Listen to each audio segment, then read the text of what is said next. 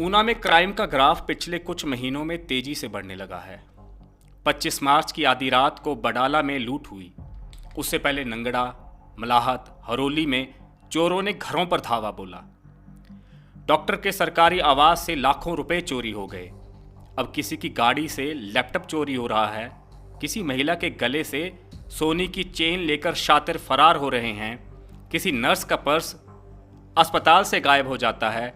किसी ठेकेदार की साइट से शटरिंग की प्लेटें चोरी हो रही हैं। किसी स्कूल प्रिंसिपल के गेट के बाहर से स्कूटर चोरी हो जाता है। कोई कॉलेज की ग्रिलें उखाड़ते हुए पकड़ा जाता है। मगर कलयुग का आभास तो तब हुआ जब बरसाला के मंदिर में शिवलिंग के ऊपर रखा पीतल का कलश स्टैंड सहित चुरा लिया गया। तो क्या अब हम मंदिरों की घंटियां भी खोलकर तिजोरी में रख लें?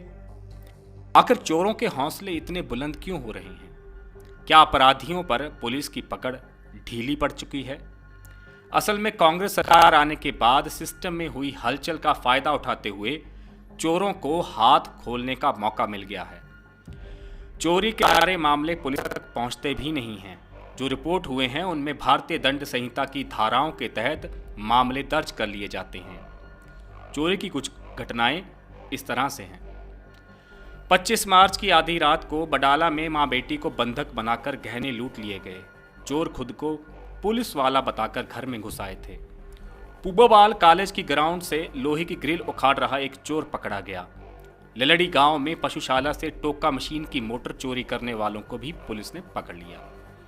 मगर आज भी चोरी के ज़्यादातर मामले ट्रेस नहीं हो पाते हैं। जैसे ऊना बाजार में एक महिला का एटीएम कार्ड बदलकर शातिर 78,000 रुपये चुरा ले जाता है।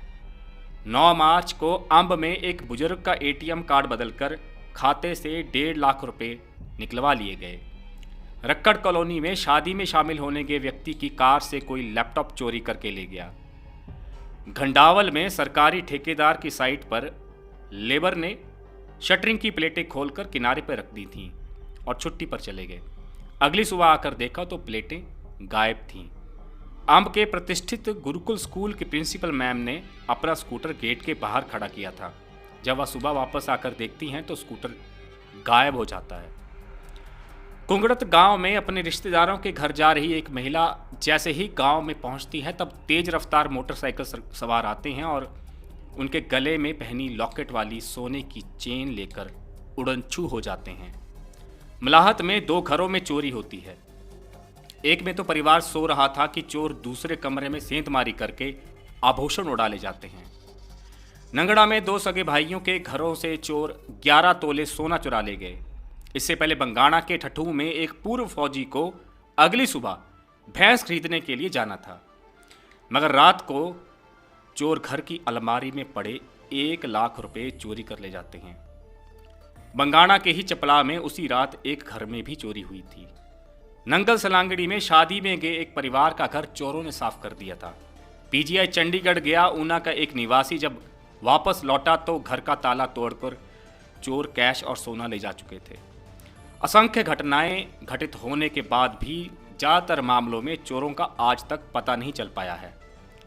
इस्लामिक आक्रांताओं के दौर में हमारे मंदिरों पर आक्रमण होते थे। हिंदुओं के हजारों मंदिर लूट लिए गए, मगर आज भी मंदिर सुरक्षित नहीं हैं। चोरों को चोरी का साहस तभी मिलता है जब वे बार बार वारदात करने के बाद भी पकड़े नहीं जाते। मगर चोरों के हौसले तोड़ने के लिए हम उन लोगों पर तो कार्रवाई कर ही सकते हैं जहां चोरी का माल बेचा जाता है। जैसे मंदिर से चोरी होने वाला कलश किसी कबाड़िए की दुकान पर जाकर ही हथौड़े की मार सहता होगा। घरों से चोरी हुए गहने किसी सर्राफ के पास जाकर ही पिघलाए जाते होंगे। अगर इसमें कठोर निर्णय लेने भी पड़ते हैं तो कानून व्यवस्था को सुचारू करने के लिए ऐसा करना होगा। हमें यह भी पता चला है कि हमारे थानों में नेताओं का हस्तक्षेप बढ़ता जा रहा है। हमारी पुलिस वीआईपी ड्यूटियों, मेले और कार्यक्रमों में ही व्यस्त रहेगी तो रोजमर्रा के क्राइम को कंट्रोल करने और अदालतों में तेजी से चार्जशीट दाखिल करने का काम तो प्रभावित होगा ही। हिमाचल पुलिस के जवान अत्यधिक दबाव में काम कर रहे हैं। 24 घंटे वाली ये ड्यूटी उनके शरीर और मन पर बहुत गहरा असर डालती है। 10-10 कर्मचारियों का भार जब एक के कंधे पर डाल दिया जाएगा जब एक शरीर अपने आप को ही व्यवस्थित नहीं कर पाएगा तो वह कानून व्यवस्था को कैसे दुरुस्त कर सकता है। भारत की पुलिस को फौज की तरह पूरी ताकतें मिलनी चाहिए। कोई ढंग का अधिकारी जब तक इलाके की रूपरेखा को समझता है उसे बदल दिया जाता है। इसलिए कानून व्यवस्था को सही करना है तो पुलिस फोर्स में कई परिवर्तन लाने होंगे। शराब पकड़े पुलिस, नशीली दवाइयां भी पुलिस पकड़े, मेले को भी पुलिस व्यवस्थित करे। नेताजी आ जाएं तो थानों का रूटीन वर्क प्रभावित हो जाता है।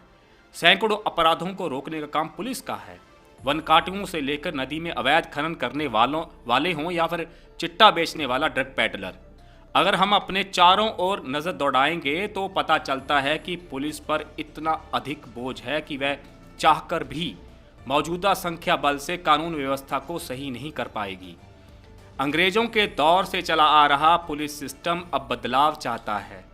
पुलिस वालों को खुद ये एहसास होता है कि जनता में उनकी छवि कोई बहुत शानदार नहीं है। अपना शरीर खराब करके, अपने पारिवारिक और दाम्पत्य जीवन को अस्त व्यस्त करके उसे अंत में गाली ही सुननी पड़ती है।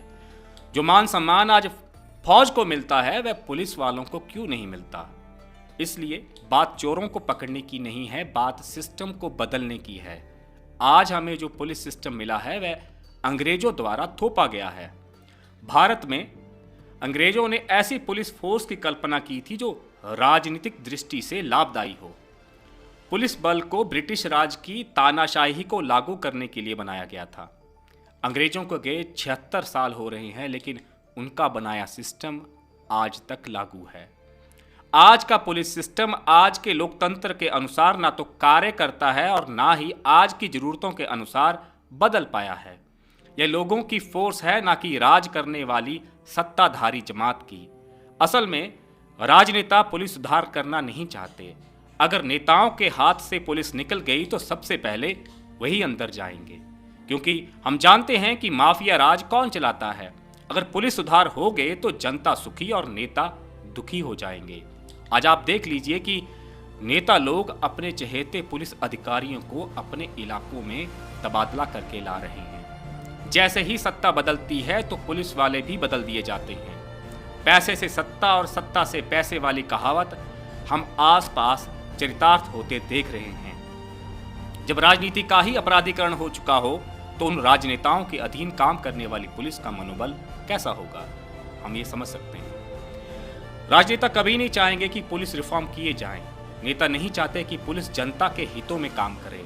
वह पुलिस को अपनी कठपुतली बनाकर ही रखना चाहती है।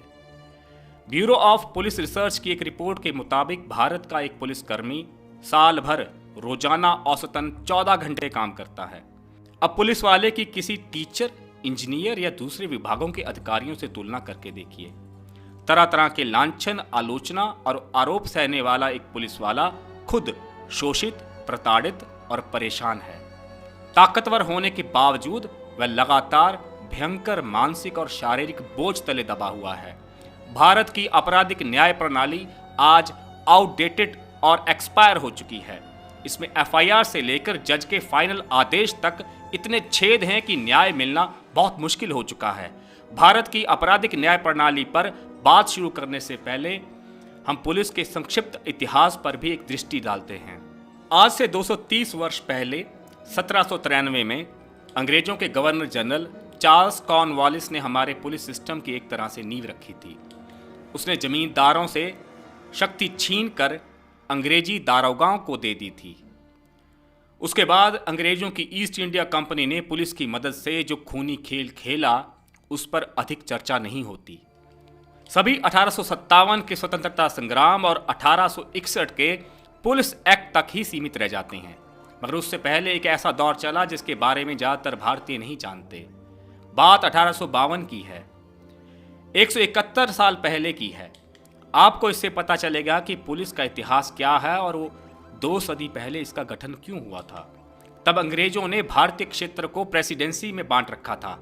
दक्षिणी भारत के ज्यादातर इलाके मद्रास प्रेसिडेंसी में आते थे।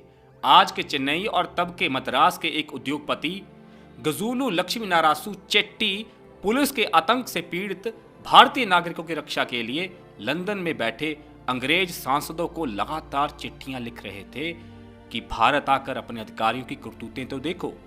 ब्रिटिश सांसदों ने उनको उत्तर दिया और मद्रास टॉर्चर कमीशन का गठन किया। उस कमीशन की रिपोर्ट ने कर वसूलने और फौजदारी मामलों को देखने वाले अधिकारियों की बर्बरता की कहानी अप्रैल 1856 में ब्रिटिश संसद के हाउस ऑफ कॉमन्स में सुनाई। रिपोर्ट ने यह भी बताया कि रेवेन्यू विभाग ही नहीं, पुलिस कर्मचारी भी कर वसूलने और आपराधिक मामलों में जबरी कबूलनामे लिखवाने के लिए भयंकर यातनाएं देते हैं। जबरदस्ती घरों में घुसकर अनाज की बोरियां उठाना, फसल का 50% से अधिक हिस्सा टैक्स के रूप में वसूलना, अंग्रेजी गोरे भारतीय पुलिस अधिकारियों यानी कि हमारे ही भाइयों से हम भारतीयों पर अत्याचार करवा रहे थे। 1861 में अंग्रेजों ने पुलिस एक्ट नामक कानून बनाकर पुलिस सिस्टम को एक नया रूप दे डाला। 1947 के बाद उस एक्ट को हूबहू ने भारत पर थोप दिया गया है, यानी एक ऐसी फोर्स जिसका इस्तेमाल जनता को कंट्रोल करने, सत्ता पर काबिज हुक्मरानों की सरदारी कायम रखने, जनता की आवाज को दबाने के लिए हुआ था, जो 100% अंग्रेजी रंग में रंगी थी, जो भारतीय जनता को गुलाम बनाने वाला एक मजबूत अंग्रेजी हथियार था। 1947 के बाद उस हथियार को हमारे नेताओं ने कब्जा लिया। पुलिस को नेताओं की प्राइवेट फौज बनाकर रख डाला। याद रखें, यह बोलने की बात ही है कि पुलिस जनता की सेवा के लिए है, असल में ये नेताओं के पंजे में फंसी हुई है। यह बात कहने वाला मैं कौन होता हूं? ये बात पुलिस के पूर्व अधिकारी कहते हैं। इसलिए क्रिमिनल जस्टिस सिस्टम में बदलाव के लिए इसी पुलिस सेवा का अंग रहे भारत के महान सुधारक और भविष्य दृष्टा उन अधिकारियों ने बहुत जोर लगाया। वह लगातार सरकारों को झकझोर रहे थे कि जागो, हम इस पुलिस सिस्टम में काम करके लौटे हैं, इसे सुधारो। 35 साल एक आईपीएस के तौर पर सेवाएं देने वाले यूपी के पूर्व डीजी प्रकाश सिंह को आप सब ने सुना होगा। नौकरी के दौरान भी वो सुझाव देते रहे, लेकिन सरकारों के कान पर जूं नहीं रहेंगी। रिटायरमेंट के 2 साल बाद 1996 में उन्होंने सुप्रीम कोर्ट का दरवाजा खटखटाया। पूरे भारत के पुलिस अधिकारियों को एक उम्मीद की किरण दिखी, क्योंकि तब जनता से ज्यादा तो पुलिस वाले नेताओं के कंट्रोल से बाहर आना चाहते थे। श्री प्रकाश सिंह जी ने जनहित याचिका दायर की और उस पर 10 साल बाद सुप्रीम कोर्ट ने एक आदेश सुनाया, जिसमें 6 निर्देश राज्य सरकारों और एक केंद्र सरकार को अपनाना था। 2008 में कोर्ट ने एक और कमेटी बनाई और पाया कि सुप्रीम कोर्ट के आदेश की पालना नहीं की गई है। सुप्रीम कोर्ट की आंखों में धूल झोंकने के लिए 18 राज्यों ने अपने पुलिस कानून तो बना लिए, लेकिन नेताओं ने पुलिस को राजनीतिक दबाव से आजाद करने के लिए कुछ नहीं किया। पुलिस का पूरा ढांचा वही अंग्रेजों वाला था। उन निर्देशों में 2-4 पर हम बात कर लेते हैं। इसके तहत राज्यों में स्टेट सिक्योरिटी कमीशन की स्थापना की जानी थी, ताकि राज्य सरकार पुलिस पर बेवजह का दबाव ना बना सके। राज्य की सुरक्षा में राजनेताओं का हस्तक्षेप कम करना, पुलिस के कामकाज का विस्तृत विश्लेषण करना, डीजीपी की नियुक्ति मेरिट के आधार पर करना और कार्यकाल कम से कम 2 साल निश्चित करना। जिले के पुलिस अधीक्षक और थानों के एसएचओ के कार्यकाल को भी 2 साल के लिए फिक्स करना, ताकि नेताओं के कारण बेवजह उनके तबादले ना हों। अन्वेषण यानी इन्वेस्टिगेशन और कानून व्यवस्था के लिए पुलिस विभाग में अलग अलग अंग बनाना। आज वही पुलिस वाला बडाला में एक लूट की जांच कर रहा होता है और वही अधिकारी हरोली में नेताजी की वीआईपी ड्यूटी पर भी होता है। वही पुलिस अधिकारी किसी घोटाले या मर्डर की पड़ताल कर रहा होता है और वही अफसर किसी मेले में लाइनें लगवा रहा होता है। जांच पड़ताल और कानून व्यवस्था के लिए अलग अलग अधिकारी और पुलिस बल हों। इन्हें अलग कर दो और इसके अलावा एक स्थायी पुलिस एस्टेब्लिशमेंट बोर्ड बनाया जाए, जो डीएसपी और उसके नीचे के रैंक वाले पुलिस अधिकारियों के तबादले, नियुक्तियां, पदोन्नति और सेवा से जुड़े बाकी विषयों को तय करे। न कि किसी पार्टी का कोई छुटभैया नेता मंत्री जी के पास जाकर उनके कान में फुसफुसाए और पुलिस अधिकारी को सबक सिखाने के लिए उसे ऊना से बिलासपुर और नाहन से पांगी ट्रांसफर करवा दे। छुटभैया नेताओं का पुलिस अधिकारियों की ट्रांसफर में हस्तक्षेप को रोकने के लिए भी सुप्रीम कोर्ट के ये निर्देश जो थे वो बहुत कारगर होने वाले थे, मगर राज्य सरकारों ने इन्हें लागू नहीं किया। और वही एस्टेब्लिशमेंट बोर्ड डीएसपी से बड़े रैंक वाले अधिकारियों पर भी सिफारिश दे सकता है। सुप्रीम कोर्ट ने साथ ही एक पुलिस कंप्लेंट अथॉरिटी स्थापित करने को कहा। यह संस्था पुलिस वालों के खिलाफ मिलने वाली शिकायतों का निपटारा करने का काम करेगी। अभी तक कि ये सारे निर्देश राज्य सरकारों को लागू करने थे, क्योंकि संविधान की सातवीं अनुसूची के अंतर्गत पुलिस राज्यों का विषय है, उसके सुधार राज्य सरकारों को करने हैं। डीजीपी प्रकाश सिंह बार बार कहते हैं कि कोई भी राज्य सरकार आज तक पुलिस सिस्टम में सुधार नहीं कर पाई है, क्योंकि नेता और माफियाओं को एक प्राइवेट आर्मी चाहिए, एक ऐसी ताकत जो उनके इशारों पर चले। श्री प्रकाश सिंह इस बात से भी दुखी हैं कि बहुत सारे पुलिस अधिकारी भी आपराधिक न्याय प्रणाली में सुधार नहीं चाहते। अब केंद्र सरकार की बात करते हैं। भारत के गृह मंत्रालय ने पुलिस सुधारों पर एक स्टेटस रिपोर्ट जारी की थी।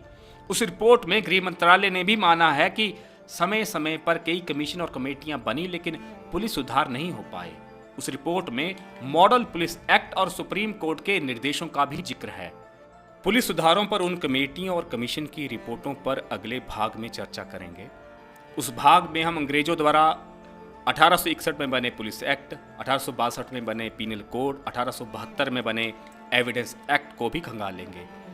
अंग्रेजों द्वारा बनाए गए सारे क्रूर और जनता विरोधी कानून आज भी हम भारतीयों पर हल्के बदलावों के साथ लागू हैं। हमारा उद्देश्य पुलिस बल के मनोबल को कमजोर करना नहीं है। हम चाहते हैं कि पुलिस बल पर चढ़े फिरंगी रंग को धोकर भारतीय मूल्यों पर आधारित रंग में रंगा जाए। जब तक पुलिस सुधार नहीं हो जाते, तब तक जनता के मन में वर्दी वालों के लिए वैसा प्रेम नहीं आएगा जैसा किसी सैनिक को देखकर उमड़ता है। अपने अपने विधायकों से कहिए, तबादलों की बजाय पुलिस सिस्टम को सुधारने का काम करें। धन्यवाद। हर हर महादेव।